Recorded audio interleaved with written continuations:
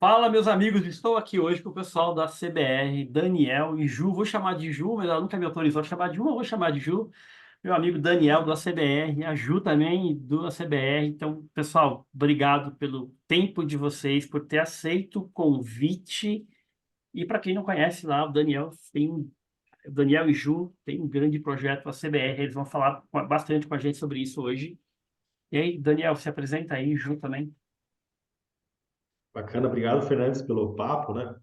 Nós somos da empresa chamada Projeto ACBR, que hoje todo mundo conhece mais por ACBR, né? O projeto vem lá da época que ele estava começando e acabou ficando o nome, né?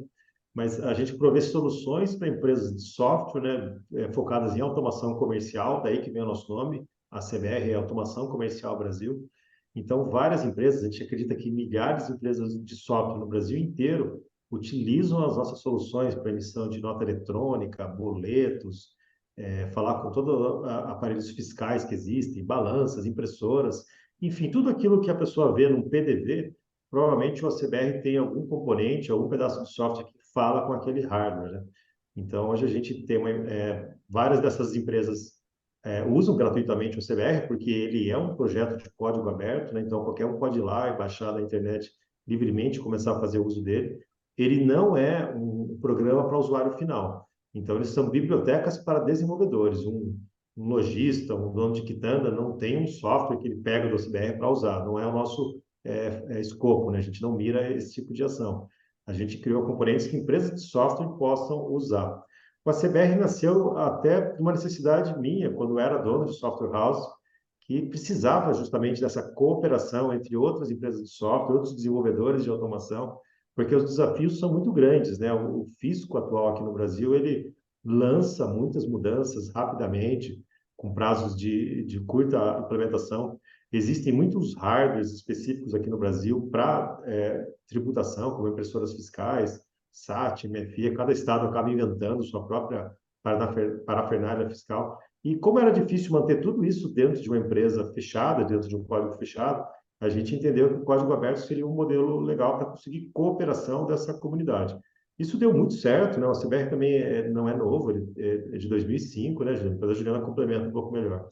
Então, ele vem crescendo desde lá, ganhou várias empresas, né, que confiaram no nosso trabalho e utilizam ela.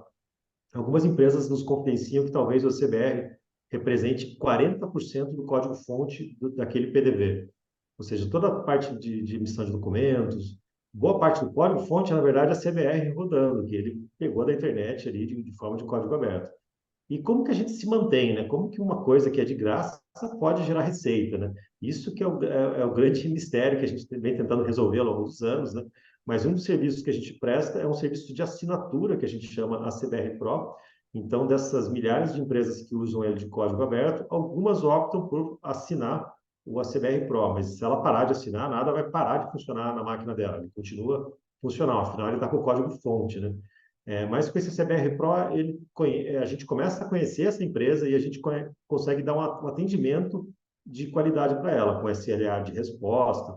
Os próprios desenvolvedores do CBR, muitas vezes, são quem atendem essas empresas nas nossas comunidades, como fórum, Discord, né? E a gente tem outras fontes de receita também, como publicidade, o próprio TEF também é algo que a gente é distribuidor da PayGo. Então, assim, a gente está conseguindo usar esse grande poder de influência que a gente acabou formando, né, essa comunidade gigantesca que se formou em volta da CBR, a gente consegue, de alguma forma, reverter isso em algum outro negócio que também faça sentido para essa comunidade, ou seja, a gente passa a ser um grande influenciador nas decisões de compra dessa massa de usuários que orbitam em volta da gente.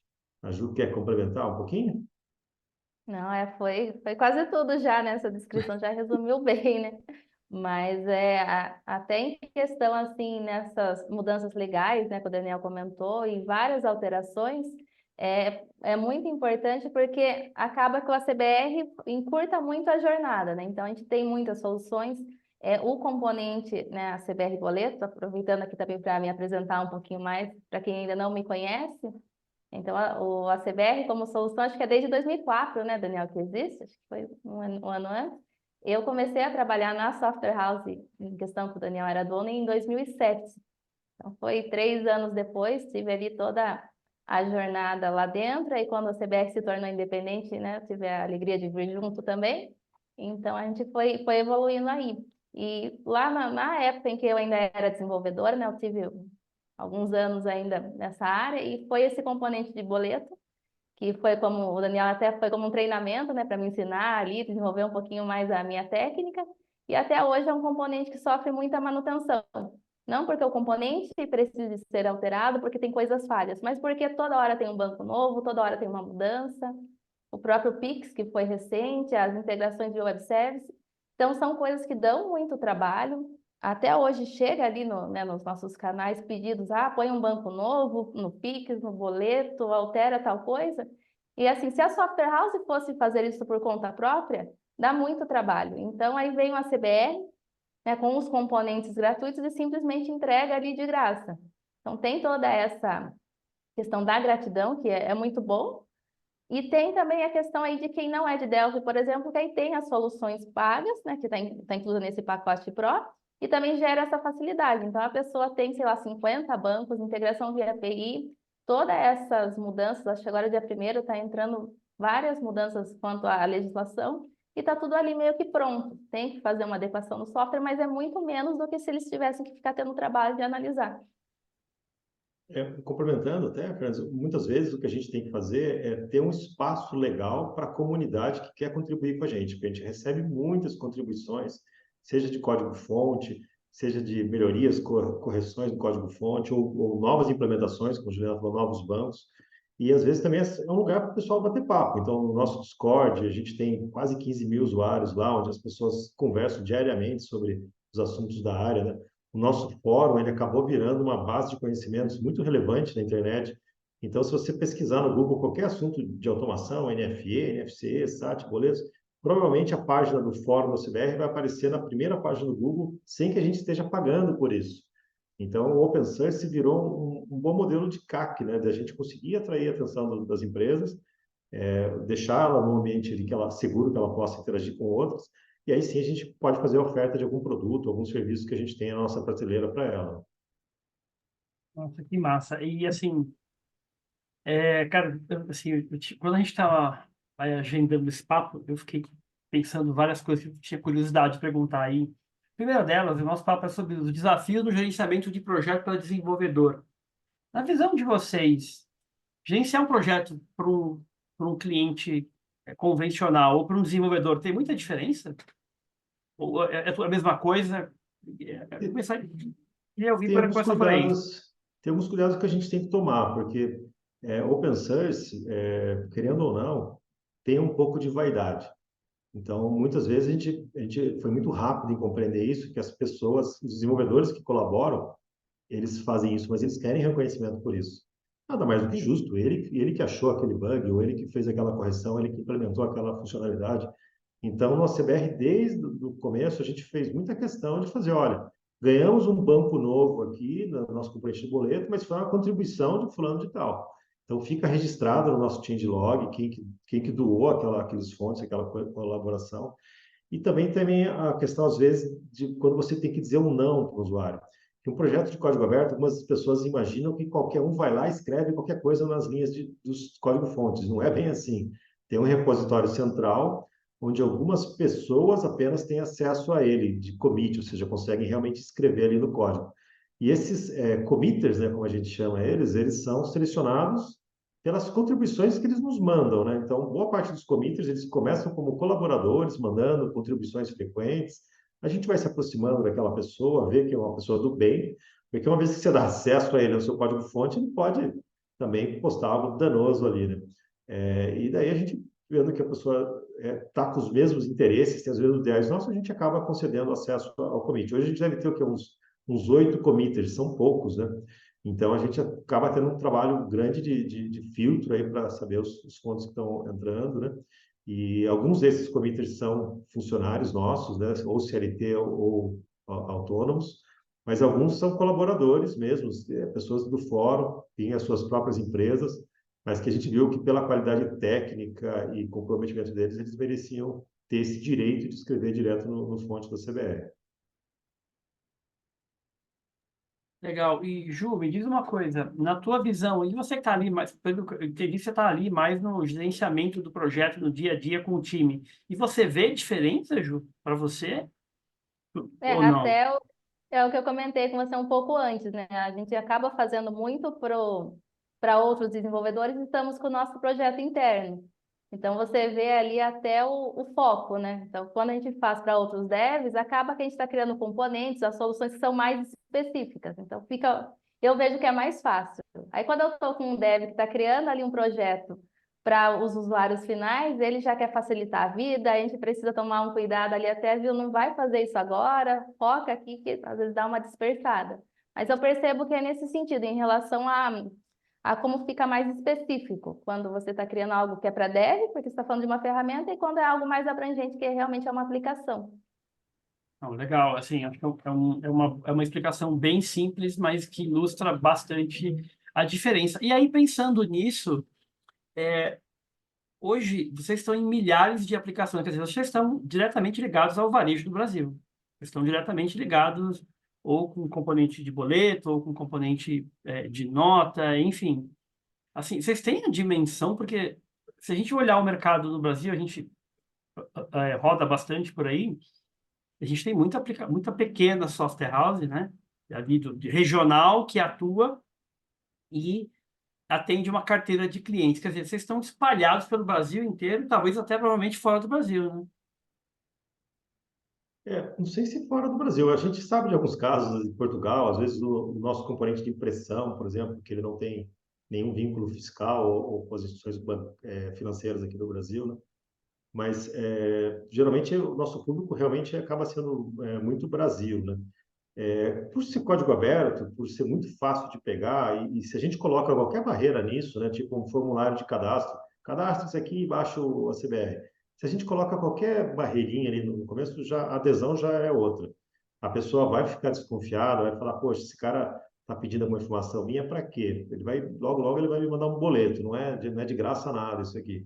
Então a gente tem que tomar muito cuidado com essa comunicação com a comunidade para sempre deixar claras as diretrizes de um projeto de código aberto, que não pode ser muito diferente de outros projetos de código aberto que ele também acha, né?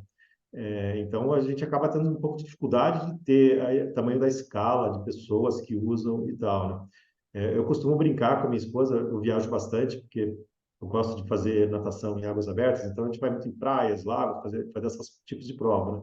E às vezes são cidades pequenas, né? Eu gosto de brincar muito com ela. Eu sempre chego na cidade e falo assim: você sabe o que que tem nessa cidade, cara? Falo, o quê?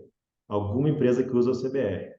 Então, assim, é lógico que É. não tem como a gente saber isso, né? Mas a gente imagina que sim, a gente gosta de imaginar que sim. Todo cupom do supermercado que eu pego também, eu dou uma olhadinha para ver se o layout é o do CBR, né? A gente acaba detectando alguns sinais aquele software que está rodando ali está usando alguma tecnologia nossa. Nossa, que legal isso. E assim, quando vocês começaram lá atrás, né? Um dia você tinha imaginado isso, Daniel, que chegaria nesse estágio, cara? Não, de forma alguma, né? Quando a gente começou, o único interesse nosso era justamente achar empresas que tivessem as mesmas dores de desenvolvimento e outros desenvolvedores talentosos que estivessem dispostos a ajudar. Demorou muito, mas muito, para cair a ficha nossa de que o CBR tinha um valor incrível, né? Assim, a nossa comunidade sempre foi a nossa mola propulsora. Eles começaram a falar, eu preciso de suporte. A gente fala, cara, mas eu não quero te dar suporte, não quero, não, tá aqui meu dinheiro, me dá suporte. Então a gente começou a olhar, olha, parece que tem um negócio aqui. Daí a gente montou a primeira versão do suporte da CBR, muito mal montada, o atendimento realmente não era bom, a jornada de compra era horrível. Acho que vai fazer uns 3 anos, né, Ju, que a gente está carreira solo com a CBR. Daí a gente tem que viver da CBR, a gente tem que fazer a coisa funcionar e funcionar bem. Então, daí que a gente foi perceber o quanto ruim estavam, vamos dizer assim, as opções pagas, ou como estava difícil as pessoas que queriam contratar um serviço nosso, né? Elas realmente tinham que estar muito afim de contratar para conseguir. Então, a gente melhorou bastante isso, a jornada, o atendimento, e com isso a gente conseguiu crescer. Quando a gente começou, acredito que 400 assinantes, hoje a gente deve ter por volta de 1.300 assinantes dessa assinatura do ACBR Pro. E a nossa ideia é expandir isso para 3 mil assinantes. Eu acredito que tem essa gordura, que já passaram pelo CBR Pro, que CNPJs que a gente tem na nossa base, chega a quase 3 mil empresas, né? Então, a gente imagina que talvez umas 5 mil empresas usem o CBR, E a gente quer, de alguma forma, ter um produto que ela veja valor, que ela, faça sentido para ela contratar e nos ajudar a continuar com a CBR também.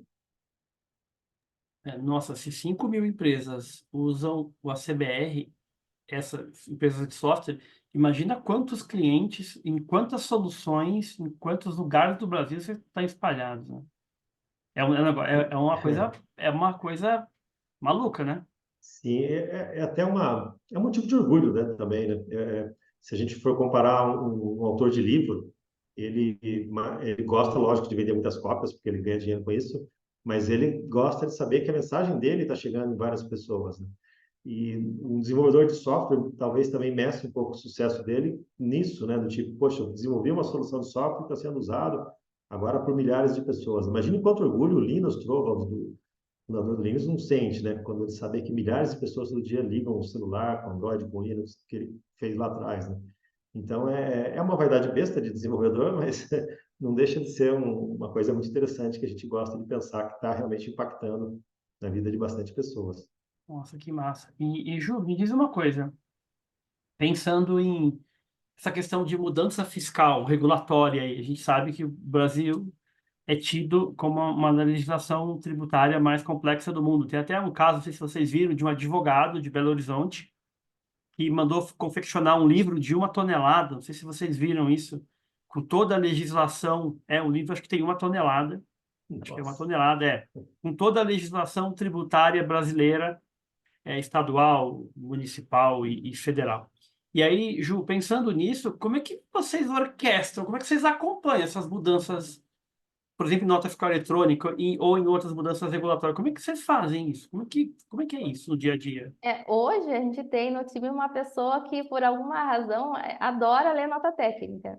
Então, o Ítalo, que trabalha com a gente já desde os primórdios da CBR, ele é fã de nota técnica. Então, claro, a gente acompanha as páginas onde são publicadas, a gente segue alguns grupos, mas tem esse trabalho de abrir a nota técnica, entender previamente, né, o que tem que ser feito, para já criar toda essa organização. Uma coisa bem legal que até o Daniel teve feedback nessa semana, a gente tem um calendário no fórum da CBR com as obrigações fiscais e tudo que já está previsto acontecer. Então, teve uma pessoa ali, um desenvolvedor, que falou: senti falta só desse item aqui, porque é o calendário de vocês que eu sigo. Então, né, para ele se guiar para o que ele tem que fazer, o que vai entrar, é o próprio calendário da CBR. Então, nesse ponto também, nós já estamos ali como uma referência para os desenvolvedores que atuam no segmento. Isso, Ah, Fernando, você está complementando a resposta da Ju, assim, a gente percebeu que para a gente conseguir ter essa paixão pelas pessoas que usam o CBR, a gente tinha que ser relevante, a gente tinha que prestar um serviço de qualidade, um serviço honesto, ou seja, ser relevante na vida dessa pessoa. Então a gente gosta de dizer que a gente tem fãs, tem pessoas que querem bonés nossos, querem as coisas com o logo da CBR, eles querem usar o logo. Então é muito bacana quando uma marca tem isso, né? A gente preza muito isso, né? Então esse trabalho do calendário, a gente no começo também começou meio timidamente, e falou: "Pô, vamos levar isso aqui a sério." Então hoje tem alguém do time que, como a Juliana citou, o Itro, que na verdade não é uma obrigação, ele já gosta de fazer isso, mas ele fica encarregado de nos trazer essas notícias. Também chega na nossa comunidade muitos usuários trazendo notícias. Olha, vocês já estão sabendo que vai acontecer tal coisa em tal estado? A gente procura, conversa um pouquinho e acaba chegando naquilo. Então, sempre a gente recebe informações privilegiadas, até de instituições de classe, como a FRAC. A gente tem contato com algumas secretarias da Fazenda, então, às vezes, eles também nos comunicam antecipadamente quando eles vão fazer alguma ação. Então, a gente tenta, de alguma forma, comunicar a nossa audiência desses eventos que vão acontecer. nossa, que bacana. Então, assim, mais do que um negócio, o ACBR tem um espírito de comunidade, né? Acho que está Sim. no DNA de vocês, né? A gente percebe que as pessoas querem um lugar legal para ficar. Então a gente tem que tentar parecer isso, um lugar que elas se sintam representadas, tenham democracia para falar das opiniões dela, mesmo que às vezes elas sejam contrárias à minha ou do ACBR, né? Tem muitas pessoas que orbitam nossas comunidades, o Discord, o fórum, que não usam a CBR porque usam outras linguagens ou são de outras soluções, mas como eles também falam de automação comercial, eles acabam ficando por ali. Então a gente acaba também tendo um fit com elas, e às vezes em algum outro produto que não os nossos fontes, né? Pode ser um serviço de venda de IDE ou um serviço de TEF. a gente acaba despertando o interesse dela também. Nossa, que legal. Ou seja, realmente é um movimento e assim é muito, conforme eu disse para vocês, né? Eu venho de uma época das DLLs lá, né? Eu lembro do Sintegra, até anunciado em revista e tudo mais. E você vê uma empresa brasileira chegar hoje com esse alcance, com esse reconhecimento, com esse espírito de comunidade, é muito bacana de ver isso. É muito bacana isso ter prosperado, ter virado um negócio e manter, né? É um desafio de manter esse espírito, digamos assim, porque tem um negócio ali no meio, né? Então vocês têm que, acho que conciliar essas duas visões. Eu não sei até que ponto, a impressão que eu tenho não é que elas são contraditórias, mas é difícil talvez equilibrar, né? O espírito de comunidade com o espírito de negócio ali, né? É, acho que demorou um pouco para a gente entender que a comunidade é o negócio. Você ter a audiência, você ter o respeito dessa comunidade massiva, isso gera negócio. Não, às vezes, diretamente com essa comunidade pagando por algo, mas às vezes é um fabricante que tem interesse em estar junto conosco para que ele chegue de forma mais amigável a essa comunidade. Então, a gente usa muito isso na CBR. A gente tem uma parceria de patrocínio com a Tectoy, que é um grande fabricante de automação. Várias adquirentes também estão falando com a gente. Então, quando a gente passa a ter essa relevância toda, muitos players grandes querem estar do nosso lado. E isso, para nós, está sendo agora a nova forma. Como que eu consigo monetizar algo disso aqui? Lógico que também tem que ter todo um trabalho de curadoria, a gente tem que saber se aquilo faz sentido para a nossa comunidade, se aquilo realmente entrega valor, porque você acaba dando o seu nome ali, né, quando você faz uma indicação de um produto que muitas vezes você não tem o controle daquilo, né? Então, a gente toma bastante cuidado em entrar em novos negócios assim, mas é muito bacana quando você consegue entregar algo que você ganha um pouco, o cliente também ganha, e aquele fornecedor também ganha. Então, a gente procura sempre negócios dessa forma, né? Que formem um ecossistema, porque também a gente percebeu que a software house, que é o nosso grande público-alvo, nossa audiência, ela estava muito acostumada a viver só de mensalidade do software, sendo que ela também já tem a audiência dela, ela também já tem o respeito dos clientes dela, e tem vários outros serviços que ela poderia estar vendendo, como certificados e tal. Então a gente vem um pouco catequizando, de certa forma, esse pessoal para olhar para outros tipos de negócios, e aí a gente se apresenta como um distribuidor, muitas vezes, desses negócios. Vocês têm até com uma parceria, acho que uma empresa voltada para Pix também, não tem isso ou não? Sim, nós temos uma parceria com a Matera, que a Matera processa 11% de todos os PIX do Brasil. Então, é uma big da empresa, acho que mais de 1.000 funcionários, né? E eles têm uma API de PIX bem robusta, bem performática, que a gente ajudou, a gente criou um componente nosso que faz todo o processo de integração com eles. Então, a software house que demorava talvez um mês para se integrar com a Matera, consumir essa API deles, com o componente nosso, a gente teve uma empresa que começou e terminou o processo em 2 semanas, homologando, terminando tudo certinho. Então, ele usa os nossos demos, ele consome os nossos vídeos, né? Como a gente foi desenvolvedor, a gente teve software house por uns 25 anos, eu acredito até mais, a gente meio que sabe o que uma software house espera receber. E muitas vezes eu vejo a documentação desses fabricantes ou desses fornecedores de serviços e às vezes ele está falando uma língua que não é daquela audiência, ele está usando termos que aquele desenvolvedor não conhece, ou ele está muito focado numa linguagem. Enfim, a gente percebe que a software house vai consumir aquilo e vai se sentir dificuldade. E aí, nesse caso, a gente acaba criando aqui dentro da CBR um facilitador para isso, dar uma roupagem nova para aquele mesmo produto, mas criando os nossos demos, criando um curso, falando de desenvolvedor para desenvolvedor. Então, muitas vezes, isso é o que faz toda a diferença para aquele produto ou serviço deslanche na comunidade que tem uma rápida adesão. Nossa, que bacana. E me diz uma coisa, hoje vocês estão, hoje os componentes podem ser consumidos em quais tipos de linguagem? Delphi, né? Eu acredito que seja o carro-chefe, estou supondo aqui, tá? E tem outras, por exemplo, .NET, eu posso consumir ele em outras linguagens de desenvolvimento também ou somente no Delphi hoje? Como é que está hoje? Hoje em dia a gente está com muita gente também de C Sharp, qualquer linguagem que consuma uma biblioteca, o ACBR vai funcionar. O que acontece? A gente não tem exemplos de todas essas várias linguagens, escritos, mas se a pessoa sabe consumir, nós temos o nosso manual documentando ali exatamente como que ele faz, então ele vai funcionar. E uma coisa bem legal aí também do espírito de comunidade é que, por exemplo, eu não tinha um demo em X-Harbor.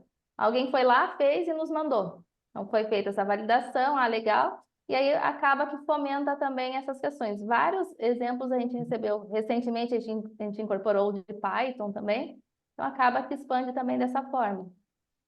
A Nossa, gente pegou o componente do CBR e transformou ele numa DLL, né? No Windows é uma DLL, no Linux seria um arquivo.so, mas a gente chama ele de ACBR Lib. Então, em teoria, qualquer linguagem que consegue consumir uma biblioteca compartilhada, uma DLL, pode usar o ACBR. Nem todo o ACBR está coberto pela ACBR Lib, a gente acredita que talvez uns 70% dos nossos componentes já viraram Lib, né? A gente tem planos de expansão para isso. Mas a grande dificuldade, igual a Juliana citou, é o cara saber como que consome uma DLL na linguagem dele. Às vezes ele nunca fez essa atividade. Então a gente acaba tendo que gerar um demo na linguagem nativa dele, mostrando como pegar aquela biblioteca e consumir ali dentro.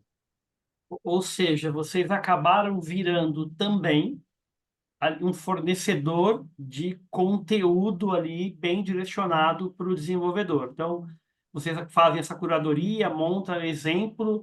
Então, hoje o ACBR acaba tendo uma estratégia de conteúdo, né? Ele acabou tendo que incorporar isso no dia a dia, né? Sim, Sim.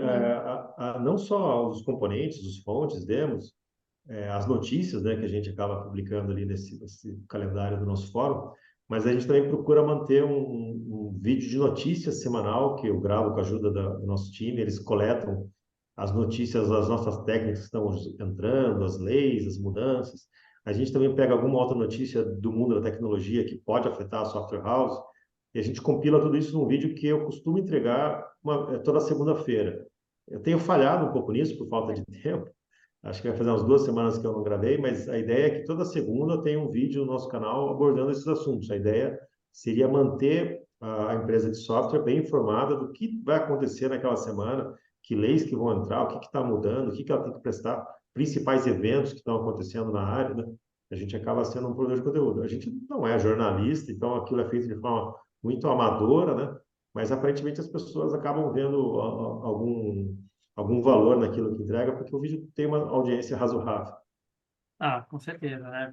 Quando a marca é forte, isso acaba ajudando também, conteúdo relevante, né? Agora, uma pergunta, eu acho que assim, eu não sei se ela está fora, eu acredito que não, mas como é que vocês dois estão vendo o uso da inteligência artificial? Que isso vai impactar vocês? Vai impactar a software house? Qual é a visão de vocês dois da software house? E aí eu vou falar por que que eu estou fazendo essa pergunta da IA, na verdade. Por que que eu estou fazendo essa pergunta? Eu estou em alguns projetos e a gente tem fomentado que não só o desenvolvedor, mas pessoas que estejam envolvidas, até áreas de negócio, comecem a olhar a IA de uma forma, inserir no seu dia a dia ali e acelerar resultado, facilitar a vida. E como é que o ACBR está vendo, como é que é a visão de vocês do uso da inteligência artificial pensando no público do desenvolvedor? Ele é uma ferramenta, ele é uma ameaça, vocês estão olhando para isso? Qual que é a leitura do projeto ACBR sobre o uso da IA para desenvolvimento? Bom, Daniel responde primeiro. sim, eu acho que é irreversível esse caminho, né? Eu tive lendo alguns artigos que o processo de geração de resposta da IA ele está sendo extremamente subsidiado pelas grandes big techs, né? Então, hoje a gente usa de forma muito abundante isso, gratuita, mas pode ser que no futuro não seja tão acessível assim, porque o custo para gerar aquilo é gigantesco. Mas, de qualquer forma, ele está lá, está todo mundo brincando ali para ver quem ganha toda a audiência, né? Quem chegar primeiro leva tudo, né? Então, está todo mundo tentando muito isso e gastando bilhões de dólares para se tornar a primeira IA massivamente relevante com toda no mundo inteiro, né? E provavelmente esse cara seja onipresente, assim como é o Google hoje, que quase ninguém usa outro buscador, né? Então as IAs tiveram competindo para isso. No nosso segmento de automação, eu não vejo ainda muitas empresas usando a IA para programar ou para substituir desenvolvedores, até porque é um desenvolvimento muito específico, envolve muita tributação. Não sei se as IAs estão preparadas para as leis tributárias brasileiras. Eu não sei se elas conseguiriam se dar bem com isso tudo aí. A gente vê também um pouco na geração de conteúdo, né? Eu já tive o desprazer de receber algumas provas que a gente fez em entrevistas de emprego, respostas todas de IA, né? E você percebe rapidamente que não foi a pessoa que escreveu aquilo, né? Então, de alguma forma, vai impactar a sociedade, né? Eu espero que positivamente. Eu particularmente, Daniel, tenho usado pouco. Eu uso o ChatGPT mais para brincar, mas não tenho usado nada sério, assim. Eu acredito que vai haver uma nova geração de softwares ERPs que tenham inteligência artificial embarcada. Isso, na verdade, até já existe, softwares que sugiram compras, que sugiram é, comportamentos de compra baseado no usuário que está ali na frente dela, né? Tudo depende muito da identificação do usuário, né? E aí entra o LGPD que atrapalha um pouco você saber antecipadamente quem está ali para você fazer uma oferta para aquela pessoa baseada em inteligência artificial. Mas eu não vejo nenhum grande player falando, olha, estamos usando o IA para fazer tal coisa que é extremamente disruptiva, né? Então, aqui como a gente está falando às vezes de transações financeiras e recolhimento de impostos, talvez o pessoal seja muito tradicional ainda nesse meio, né? A gente não vê, eu pelo menos não estou vendo nada tão disruptivo ainda acontecendo nesse cenário. Até teve acho que foi num evento do próprio Túlio mesmo, que foi alguém apresentar, né, uma dessas ferramentas como apoio para o programador. Pelo menos naquele momento ali, eu também tive a sensação, é algo para ajudar alguém que está iniciante, mas ele não vai fazer o que um dev experiente faz, ou mesmo um intermediário, ele é algo muito básico, que naquele momento ali estava sendo apresentado também, que existe essa dúvida, né? Vou perder minha vaga aí, não vai ter vaga de dev mais, né? Atualmente teve umas conversas nas mídias sociais também sobre isso, né? Não, legal. E assim, eu acho que o negócio, assim, eu também acho que é irreversível. Eu tenho usado bastante no dia a dia para análise de cenário, para ideias, para a gente soltou um guia recentemente sobre evolução de carreira de desenvolvedor e algumas partes a gente comentava com a IA, literalmente, e falava, nós estamos pensando em fazer isso para esse capítulo. O que você acha, né? Literalmente a gente fez isso. E aí a gente coletava ideias e misturava as ideias da IA com a nossa, escrevia e depois pegava o PDF do material gerado e mandava para a IA analisar de novo e detectar. Então, tinha uma mistura de coisas nossas com coisas da IA que eram reavaliadas pela IA. Então, a gente está usando bastante no dia a dia. Eu uso o GPT-4, uso o Gemini, uso o Claude 3 agora, mas eu tô com vocês, eu acho que é irreversível. Também não vi nenhum uso, pensando em software house, assim, para esse público, não acho que vai ser o fim do mundo, que vai acabar com o desenvolvedor, eu não acredito nisso, acho que é mais uma ferramenta como a internet, que abriu um monte de possibilidades, que a gente tem que estar de olho, mas é muito novo ainda. E concordo com o Daniel, acho que foi muito bem observado, a galera tá brincando com isso, alguém tá pagando essa conta, né? Porque uma hora o custo de processamento disso, com certeza, então tem alguém pagando aí. Mas acho que a gente tem que estar só de olho e ver como isso pode nos ajudar. Agora, uma coisa que eu fiquei pensando aqui, Ju, hoje, além do componente ali, vocês têm componente de nota, componente de boleto, componente de Pix. Quais os principais componentes da família CBR, do projeto CBR hoje? São É, esses? Tem mais alguns? Não, além desses, a gente tem toda a comunicação com equipamentos de automação comercial. Então, tem balança, tem leitor de código de barras, tudo ali que está envolvido na automação comercial, a gente tem também os componentes. Mas, assim, o ranking dos mais usados realmente é a emissão ali da NFE, NFC, a NFSE, também é um componente muito usado, faz muito sucesso. E o boleto, são os quatro, e o Pix também, né? O Pix hoje em dia também é um dos mais ativos. Mas a Nossa, gente que tem mais legal. de 100 componentes, na verdade, na nossa listagem, né? Esses são só os top do top ali. O Não. componente de TEF também nos trouxe muita relevância, né? Essa parceria que a gente conseguiu com a Paygo, que está dentro do Banco C6, veio um pouco disso, né? A gente consegue fazer uma adesão muito rápida para eles, né? Então a gente acabou conseguindo com esse TEF tendo uma parceria estratégica que para nós está sendo muito, muito bem remunerada, vamos dizer assim, a gente consegue gerar uma receita recorrente com essa distribuição de TEF. Mas a gente só chegou nesse lugar de protagonismo porque a gente criou o componente e isso gerou valor de autoridade nesse assunto. Então, as pessoas, quando vão contratar um distribuidor ETF, eles falam, poxa, vamos falar com o cara da CBR, que ele tem um componente, ele tem um demo, ele entende do assunto, ele fala direto com a PayGo. Esse cara aqui sabe o que ele está falando, vamos falar com ele. Então, esse conceito de autoridade acabou nos ajudando nesse negócio que hoje é super relevante para a gente, né? Mas como a Ju falou, são mais de 100 componentes e a gente sabe que o CBR hoje processa todos os documentos fiscais eletrônicos existentes no Brasil. Então, tem uns bens exóticos, bilhete de passagem eletrônico, nota de comunicação, nota de energia elétrica, tem vários documentos eletrônicos, até mesmo da parte de escrituração, REINF. Então, realmente são muitos componentes e eu me surpreendo como sempre aparecem coisas novas. O físico acho que gostou realmente de pegar carona ali na automação comercial e sempre a gente tem trabalho novo para estar desenvolvendo.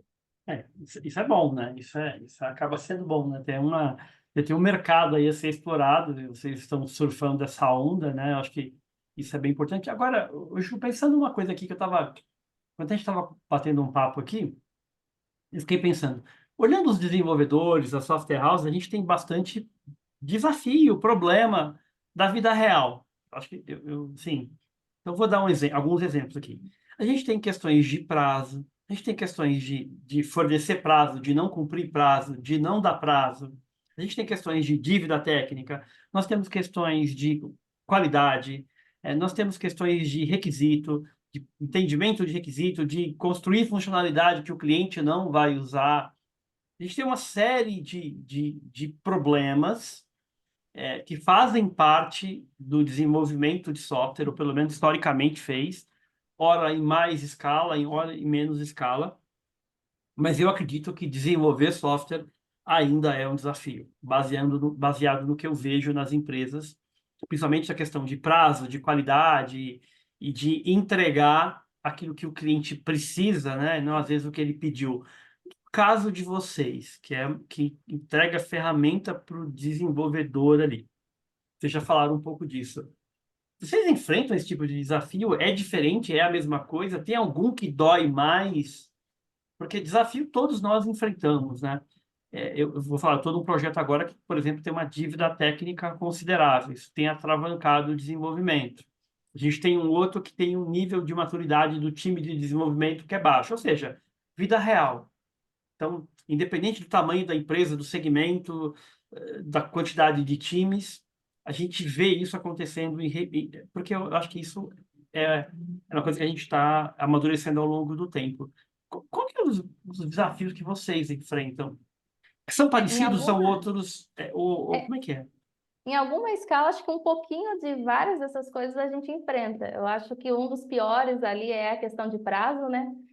Acho que o desenvolvedor em si ele não gosta de dar prazo, ou não, talvez não seja um não gostar, mas seja um ser muito difícil. Quando você faz algo muito parecido com o que você já fez, é relativamente fácil, né? Você ficar ali pensando que, mas quando é algo novo, algo que você vai pesquisar, então é realmente um desafio ali definir esses prazos. Então, a gente tem uma certa dificuldade com isso. A nossa vantagem é que hoje, na maioria dos projetos, a gente vai fazendo entregas semanais, então a gente não promete excesso nota técnica, que tem as datas que obrigatoriamente tem que estar pronto, mas a gente faz lançamentos de alterações, coisas novas a toda semana.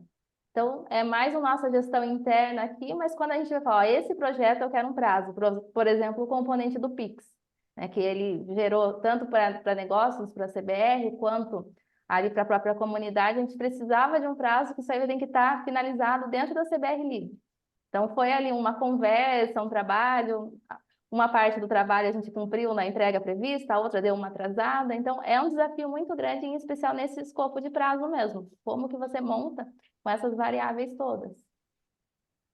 Quando a gente fala de governo, o governo cada vez mais tem dado prazos curtos para as implementações dele. Então, se quando ele publica uma nota técnica com alguma mudança, muitas vezes a gente nota que parece que tem uma falta de cuidado para compreender que aquela implementação leva um prazo, o rollout do cliente leva um prazo, o treinamento do cliente leva outro prazo. Então, geralmente são 3 meses que ele dá, às vezes, para assuntos complexos, né? E quando são mudanças que dependem do lado da Cepasa, tipo, ela tem que mudar o servidor dela, se ela não cumpre o prazo, ela lança uma nova nota técnica, prorrogando e tudo certo.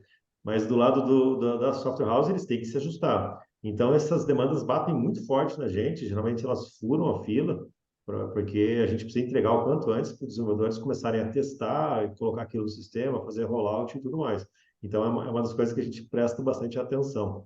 A gente também sempre tem metas, você citou aí do débito técnico, a gente também sempre evita situações em que a gente possa ser corresponsabilizado. Por exemplo, o ACBR ele gera um documento fiscal, mas a gente não tem nenhum motor fiscal ali dentro. Ele não preenche, ele não calcula os impostos. O próprio desenvolvedor que tem que calcular e informar tudo isso. Porque eu acredito que se o momento que eu me meter a fazer esses cálculos, eu tenho que fazer muito bem feito isso, porque se eu errar e alguém levar uma multa, esse cara vai querer dividir a multa comigo. Então a gente procura ficar um pouco de fora dessas situações onde a responsabilidade acaba sendo muito clara ali, que é do contribuinte que está usando aquela ferramenta. Então, é bacana, interessante você colocar esse ponto e o teu comentário me fez pensar uma coisa aqui. Eu fui desenvolvedor também de 92 até 2000 e alguma coisa. E eu fiquei pensando uma coisa aqui, Daniel, enquanto você falava. Como é que vocês lidam com a parte de código no seguinte aspecto? Você tem uma arquitetura do teu projeto, dos teus produtos, dos teus componentes. Você já teve que lidar com dificuldade, por exemplo, cara, a arquitetura que a gente pensou lá, até sobre regra de negócio, eu vou ter que mexer e quebrar isso, por exemplo, ter novas classes ou menos classe, eu vou estar quebrando uma coisa aqui, porque assim, você lida, o teu dia a dia são questões altamente complexas, porque estão ligados a tributos, né? Ou ao Pix, que é uma questão financeira. São temas sensíveis. No final, é isso que eu quero dizer. Como é que você pensou nisso? Com certeza você deve ter evoluído a arquitetura, né? Mas isso é um desafio também para vocês, não é? Sem dúvida. E além de todos esses desafios, né, a gente pode somar aí todas as IDEs que o ACBR suporta. Então, a gente suporta desde o Delphi, do Delphi 7, acho que tem mais de 20 anos essa IDE, ou seja, ele usa um Pascal antigo hoje em dia. A gente também suporta Lazarus Free Pascal, que é um open source, uma versão open source do Delphi. A gente suporta várias plataformas como Windows, Linux, Android. Então, às vezes, um código que roda no Windows não vai rodar no Linux, não vai rodar no Android. Então, a gente tem que ter isso muito bem mapeado e testar tudo isso acaba sendo um desafio, né? Então, a gente acaba sendo bastante conservador no CBR em termos de mudanças de propriedades, mudar uma classe. A gente tem discussões, às vezes, longas aqui na equipe para saber se, pô, vamos quebrar mesmo a compatibilidade ou vamos manter. Mas quase sempre a nossa orientação é de manter compatibilidade. Em alguns casos específicos, a gente precisou realmente quebrar. É o caso, por exemplo, todo mundo que consome a CBR conheceu como o Trunk 2. Então, um repositório de fontes, sempre o repositório principal é o trunk. E aqui chegou uma hora que eu olhei na parte dos documentos fiscais eletrônicos, aquilo estava tão caótico, tinha tanto código reescrito, tanta coisa mal, não digo mal feita, mas bad smelling, más práticas sendo aplicadas ali, porque foi um crescimento muito desorganizado. Eu falei, opa, pera, vamos parar isso aqui, vamos criar classes novas, unificar tudo isso e só que vamos quebrar tudo quando a gente fizer isso. E aí a gente fez um Trunk 2. Foi bastante difícil a mudança, traumático. Acho que tem usuários que até hoje talvez eles estejam no Trunk antigo, mas hoje isso nos trouxe um ganho muito grande. Os nossos desenvolvedores conseguem implementar um novo documento eletrônico, às vezes em questões de dias, porque ele reaproveita toda a parte de comunicação segura, toda a parte de geração de XML, validação, tudo isso já está lá no core bem definido. São fontes que muitas vezes eu tenho, vamos dizer, o ciúme deles. Eu falo com o pessoal, falo, vai mexer aqui, fala comigo antes. Porque a gente sabe que se você mexe naquele core, você acaba afetando todo o CBR, muitas vezes, né? Então, a gente toma muito cuidado com isso. E um outro componente que teve uma quebra foi o nosso componente de nota fiscal de serviço eletrônica, que também ele é muito difícil de virar realidade, porque a gente tem 3.500 cidades ou mais no Brasil, e cada uma usa uma solução para emissão de documento, não tem uma plataforma única. Então, varia muito as formas de implementação, e o componente, quando foi escrito a primeira vez, ele era o rei dos ifs. Acho que era o componente que tinha mais ifs no código, que if cidade tal, if tal. Então aquilo era extremamente caótico de dar manutenção. Então a gente pô, fez um refactoring grande nele também, trazendo todo para orientação a objeto. Agora cada cidade só tem no código dela as especificidades daquela cidade, né? Então ficou bem bacana, muito fácil de fazer manutenção, de fazer testes unitários, né? Então acho que foram os dois grandes momentos que a gente precisou realmente incomodar um pouco a nossa comunidade com uma quebra de código-fonte. Não, legal. E me diz uma coisa, pensando nisso aí, emendando uma pergunta, como é que é essa questão, por exemplo, boas práticas de código limpo, teste unitário, tudo isso faz parte do arsenal de vocês hoje? Como é que é um pouquinho? Conta um pouquinho disso hoje. Hoje em dia, teste unitário a gente sempre procura fazer, principalmente assim, como essas questões que o Daniel colocou, vamos ter uma quebra, é algo que é muito crítico, a gente tem procurado adotar essa prática. Ainda não é em toda alteração, né, mas pelo menos nesses casos específicos a gente sabe que pode gerar, né, um problema maior posteriormente, a gente tem adotado. E tem no time pessoas que realmente gostaram especificamente dessa área, o que acaba facilitando também, que nem todo dev gosta e às vezes vê como enfadonho essa etapa. Então, também tem fluído bem nessa questão. Legal. Nesse caso específico, a gente está mudando o nosso motor de leitura de XML, de geração e leitura, para uma classe que vai ser 10 vezes mais performática.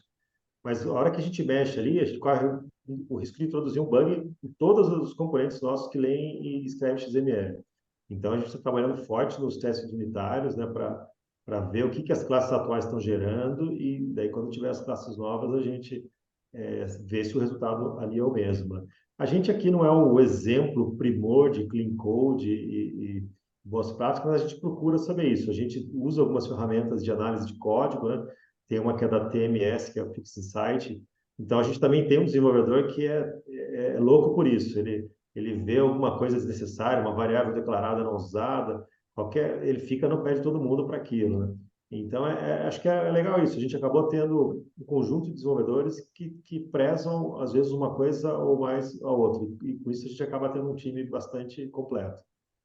Legal. E hoje o time é composto basicamente de desenvolvedores. E como é que é a composição um pouco do time? Tem desenvolvedor, tem QA? Como é que é hoje?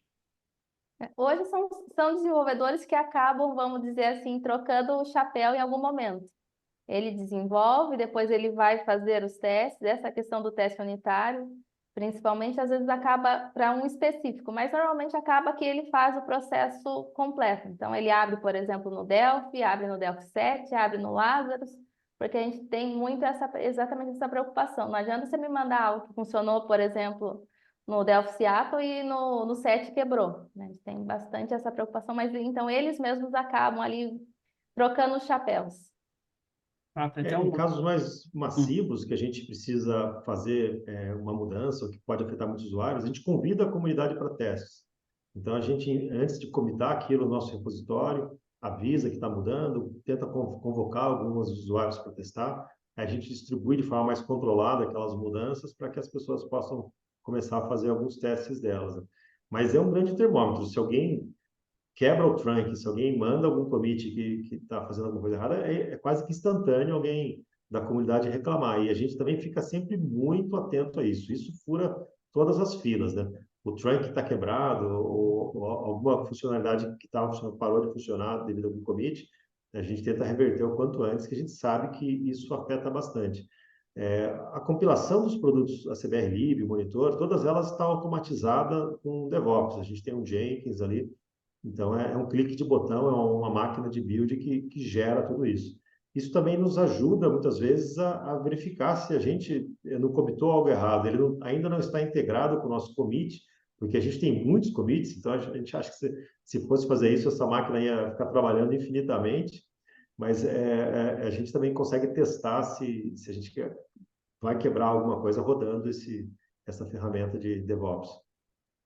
não, legal. E, assim, bom você ter falado nisso, Daniel. E aí eu queria, cara, eu ficaria aqui com vocês aqui até 10 da noite, viu? Porque é muito massa falar com vocês. E eu queria pedir para vocês uma. É engraçado que durante a nossa conversa aqui, deu para ver que vocês têm processos muito maduros. processos que estão em constante mudança, aperfeiçoamento. A gente não tem, ninguém tem processo perfeito, eu falo muito isso. Deu para ver que o de vocês está maduro, está em constante mudança, que problemas acontecem, porque essa é a vida real, é a forma que eu encaro também o desenvolvimento, tá? A gente vai melhorando os nossos processos. Vocês falaram várias coisas aqui, DevOps, teste unitário, participação da comunidade, furar fila. Então, dá para sentir nas palavras de vocês que vocês têm um processo, né? Que isso, e a impressão que eu tive muito forte é que isso é algo que hoje está de um jeito, e pode ser que daqui a amanhã, daqui a um mês, 6 meses, ele tenha mudado por conta de novas variáveis, circunstâncias. Isso faz parte do desenvolvimento. Eu tenho muito essa visão também de estar evoluindo. E aí eu queria aproveitar o gancho dessa experiência de vocês. E você falou uma coisa, Daniel, que me chamou muita atenção. Nós não somos um modelo de clean code. Cara, acho que ninguém é uma coisa que a gente está aprendendo ainda, porque a gente fez durante muito tempo. Eu não estou falando de vocês, estou falando do mercado durante muito tempo. A gente fez software, não foi da melhor maneira. Eu falo porque eu também não fiz da melhor maneira. A gente tinha que pôr o software no ar daquele jeito, mesmo sabendo da existência do clean code ou de boas práticas ou de processo. Isso não era o nosso dia a dia, né? Mas olhando para vocês, baseado em tudo que vocês dois falaram nesse papo aqui, dá para ver que vocês têm um processo. Vocês têm algo ali, sabe? Assim, fica nítido quando você fala, cara, tem uma máquina rodando ali, tem teste unitário, a Ju falando isso. Então, assim, eu acho muito legal isso. E aí eu queria aproveitar o gancho de tudo isso que vocês falaram. E uma das coisas que eu falo, a gente no dia a dia pessoal, vamos melhorar seus processos, vamos incorporar novas práticas, vamos melhorar, né? E aí, vocês falaram tudo isso, só que com o exemplo da vida real de vocês. Então, eu queria aproveitar essa expertise de vocês, o tamanho que vocês têm, sob toda a ótica. Qual é a dica que vocês dariam para o cara da software house, para o desenvolvedor que quer evoluir, baseado na experiência de vocês, que quer melhorar processo, que quer ser um desenvolvedor melhor, baseado em tudo que vocês aprenderam e o tamanho e a relevância que o ACBR atingiu. O que vocês falariam para esse cara, para ele melhorar o processo dele, como vocês fazem? Você falou em DevOps, é uma coisa que não é tão comum, né? Principalmente no mundo Dev. Você falou em teste unitário, a mesma coisa. Você falou em clean code, em classe. Então, vocês trouxeram exemplo da vida real. E é muito bacana ouvir isso. Qual é a dica que vocês dariam para esse pessoal que quer melhorar baseado no que vocês fizeram? Bom, eu acho, assim, ele tem que estar preparado para se adaptar a problemas, e eu vejo muitos empresários, quando ele tem um problema, ele gasta muita energia tentando achar quem é o culpado, para dar uma bronca naquela pessoa, mas do que tentar imaginar como que a gente chegou nesse problema, como que a gente não vai mais chegar nesse problema, por que que eu, como empresário, permiti que meu time chegasse nesse problema. Então, muitas vezes ele quer simplesmente transferir a culpa e não achar uma forma de melhorar aquele processo e mitigar aquele problema. Então, eu percebo muitas empresas errando nisso, né? Acho que todo empresário de software, todo desenvolvedor precisa ser autodidata, ter plena consciência de que ele vai ter que estudar até o momento que ele não quiser trabalhar mais, mas ele vai estudar sempre. Sempre vai ter uma nova onda, é Android, é Windows, é web, sempre vai ter alguma coisa chegando, inteligência artificial. E se ele falar, essa aqui foi a última linguagem que eu aprendi, ele vai ficar defasado em pouquíssimo tempo, né? Vai chegar um momento que talvez a gente não tenha a mesma energia e disposição para continuar com esse aprendizado. Mas aí fomenta uma equipe, cria um time de notáveis ali, contrata camisas 10 para o seu time para que eles toquem aquilo com maestria também, né? Deixa a meninada voar, né? Eu vejo também muito empresário de software errando nisso. Ele que começou, ele se sente dono do software. E daí muitas vezes o time dele está louco para colocar algumas melhorias, em outras linguagens ou fazer algumas implementações e ele poda aquilo. Então ele mesmo acaba desmotivando as melhorias no time dele. Aqui eu acabo sendo muitas vezes o cara que estraga a história, do tipo, não vamos fazer isso agora. Por exemplo, um exemplo que está no meu pé, que a gente ainda usa SVN, a gente está lá no SourceForge, que é uma comunidade muito antiga de projetos de código aberto. E hoje todo mundo usa GitHub. Então, é uma pressão gigantesca para a gente mudar do Salesforce para o GitHub. A gente deve fazer isso esse ano, porque isso vai permitir também um monte de automações novas aqui nos nossos processos, né? Mas é uma coisa que eu pesei muito do tipo, poxa, eu demorei para ensinar a minha comunidade a usar um versionamento de fonte com SVN. Agora eu vou ter que gastar uma energia enorme de novo para ir para o Git. Então tem que valer muito a pena. Hoje eu já vejo que tem integrações que a gente está querendo fazer que só vão estar lá no Git, que realmente vale a pena. Então, acho que é isso. O cara tem que falar, isso aqui, que benefício que isso me traz, né? Vou adotar o Agile na minha empresa. Que benefício que isso me traz? Como que eu vou ganhar dinheiro? Eu vou ficar mais produtivo? Eu vou entregar mais rápido? Ele tem que ter muito claro essa visão. Não só porque o colega de churrasco dele falou, eu estou usando isso aqui, que agora tô mais moderno. Ele tem que ter a visão do negócio, né? Se eu usar isso aqui, eu vou ganhar mais dinheiro, eu vou ficar mais produtivo, meu software vai ficar melhor, mais bonito. Então, ele tem que se provocar dessa forma, que muitas vezes talvez não compense adotar aquela tecnologia naquele momento, não para ele, para a empresa dele, muitas vezes, e ser conservador é melhor, arriscar um pouco menos. Então, acho que é isso. O empresário de software tem que definir muito bem o que ele quer e onde ele quer levar a empresa dele. E você, Ju? Bom, então, iria acompanhar aí um pouco a linha do que o Daniel falou, até nessas questões assim de analisar a ferramenta, o olhar assim para não ser um olhar do eu estou gastando o meu tempo, mas o olhar do eu estou investindo o meu tempo. Lá atrás a gente tinha, por exemplo, toda a sugestão de melhoria, mudança ficava no fórum, e a gente não tinha uma ferramenta específica para criar um ticket, para não se perder o que vinha, era muito difícil gerir. Então, né, foi investido um tempo para chegar numa ferramenta ideal. Hoje, tudo que vem, né, de contribuição, de pedido, de coisas para análise, está mapeado. Então, foi investido um tempo, mas hoje o retorno também é muito bom. E aí, nessa questão até de equipe também, o Daniel falou muito ali da parte do gestor, e eu coloco aqui até para a equipe. Às vezes, principalmente o dev, às vezes ele está muito focado ali no código, no que ele quer fazer daquele jeito, porque ele quer fazer aquilo, porque é o que ele quer trabalhar, ou porque na cabeça dele é o que faz sentido. Mas o dev está inserido num contexto muito maior, né? Tem a empresa que precisa crescer, então tem as soluções e o que é mais viável para como um todo. Então, ainda que você seja um profissional técnico, tentar olhar com um olhar mais abrangente, para entender o porquê, às vezes, o que você está pedindo para fazer naquele momento, como o Daniel citou muito bem aí do Git, o nosso time tem vários ali que estão doidos para estar no Git, por exemplo. Então, às vezes, até para eles a gente tem que explicar, mas por que que a gente não vai agora? Ou por que que a gente mantém compatibilidade com o DSEX? Porque as estratégias da empresa envolvem a gente seguir naquela linha, então faz sentido. Às vezes você tem que sair um pouquinho do seu mundinho e enxergar de uma forma mais ampla. Nossa, uau. Cara, é incrível ouvir isso de vocês, porque vocês não sabem o quanto vocês me ajudam nisso. Eu vou falar por quê. A gente escreveu um guia e a gente fala um pouquinho no guia sobre isso, sobre não olhar só para o código, olhar um pouquinho para a empresa, olhar para o resultado do cliente, olhar para a geração de resultado. A gente está levando essa visão que o dev, ele é um profissional diferente, porque ele é um cara que transforma código em produto, né, que impacta a vida de pessoas. E quando ele tem essa visão que foge um pouco além do técnico, na minha visão, ele se torna um profissional melhor. E é legal ouvir isso de vocês. Eu acho que é bom ouvir isso, é bom saber que vocês têm essa visão. É a visão que eu tenho também. Que um dev, a parte técnica, a parte de código é divertida, é legal, a gente sabe que eles gostam disso, mas tem muito mais coisas que precisam ser consideradas. A empresa, o momento, a priorização, a questão da estratégia, do que faz sentido.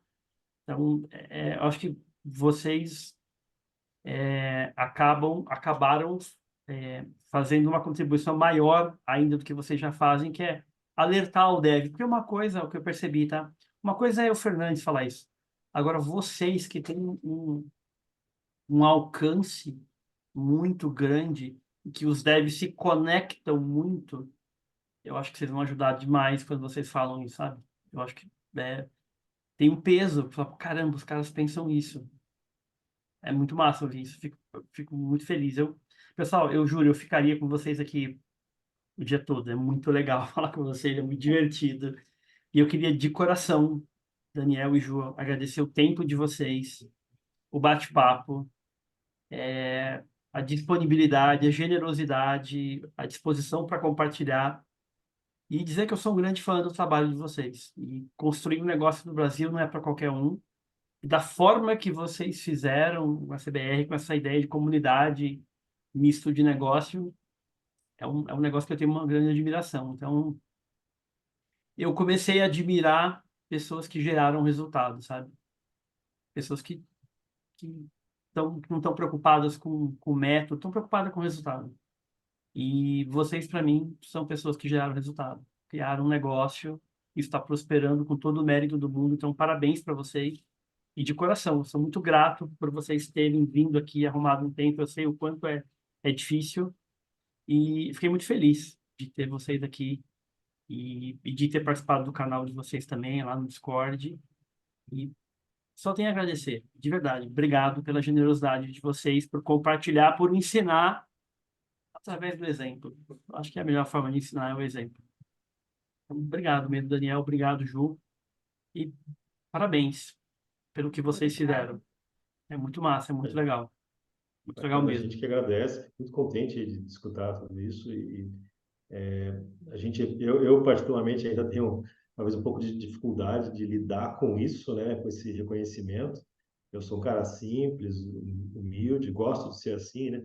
Então, não que eu refugue isso, mas me deixa sem jeito, vamos dizer assim. Mas é muito bacana. A gente vê que é uma empresa como qualquer outra, um CNPJ, são pessoas trabalhando, querendo conquistar o seu espaço ali, crescer, né? E a gente entende qual a relevância nossa, a gente consegue levar o ACBR num lugar de bastante prestígio, bastante destaque, de ter uma receita grande. Hoje a gente não tem nenhum medo disso, de ser uma empresa grande e lucrativa, desde que a gente ofereça também para os nossos usuários algo que seja de relevância, que modifique, facilite a vida deles, né? Que a gente possa ser realmente um parceiro dele. Ah, legal, muito massa. Então, de verdade mesmo, obrigado. É, eu tô mandando mensagem para Ju, sempre falo, Ju, pelo amor de Deus, quando abrir a inscrição do ACBR Day, pelo amor de Deus, me avisa que eu vou submeter, acho que eu vou ser o número 1 para submeter lá.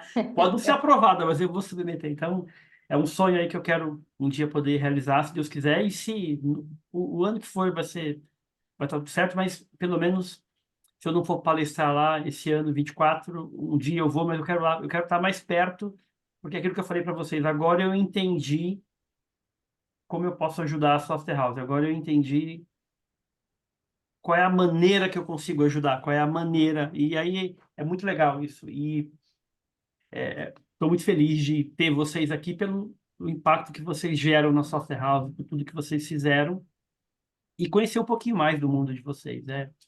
É muito legal. Então, de verdade, obrigado. Até a próxima, se Deus quiser. E vão ter outras oportunidades aí. Obrigado, Daniel. Obrigado, Ju.